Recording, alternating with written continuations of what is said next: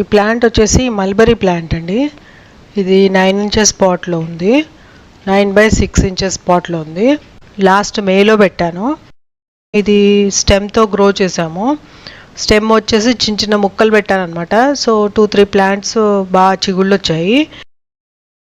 Mulberry plant వచ్చేసి ఇలా పెద్ద స్టెమ్ తీసుకొచ్చాను. ముక్కలు చేసి ఎక్కడెక్కడ ఇంటర్నోడ్స్ అవి ఉన్నాయో అక్కడ మాత్రం ఏం కట్ చేయకుండా అలాగే పాట్లో పెట్టాను.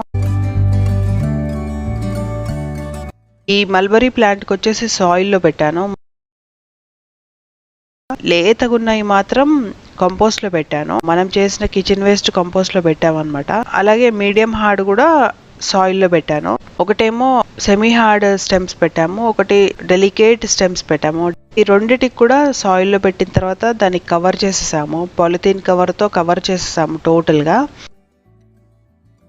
అయితే ఒక 1 వీక్ అయిన తర్వాత దీనికి వాటరింగ్ చేసాము. వాటరింగ్ చేయడం మాత్రం వెరైటీ వాటరింగ్ చేసేయాలి. ఎందుకంటే ఊరికే కవర్ తీస్తుంటే అవి కదిలిపోతాయి కాబట్టి దాని పాట్ ఉంటుంది కదా, పాట్ మాత్రమే ఈ వేరే ఒక వాటర్ ఉన్న పాట్లో ముంచి కాసేపు పెట్టేస్తే వాటర్ అబ్జార్బ్ చేసుకుంటుంది. అబ్జార్బ్ చేసుకున్న తర్వాత మళ్ళీ దాన్ని తీసేసి నార్మల్గా పాట్ లాగా పెట్టేయాలన్నమాట. ఇలా కదలకుండా అవి పెరిగిపోయాయి. చాలా మంచి సక్సెస్ఫుల్ గ్రోత్ అని చెప్పొచ్చు మల్బరీ ప్లాంట్ అయితే స్టెమ్ కటింగ్స్తో.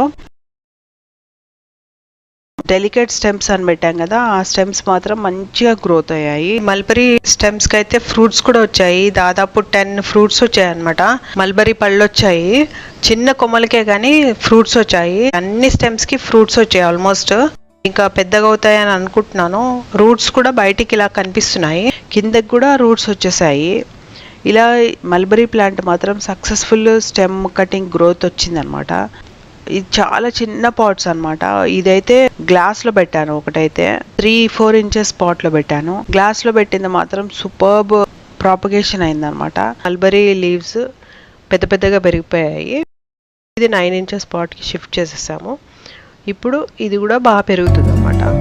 అయితే మొన్న ఒకటి ఆల్రెడీ ఫ్రూట్ హార్వెస్ట్ చేసేసాము. 2-3 టైమ్స్ హార్వెస్ట్ చేసాము పళ్ళు.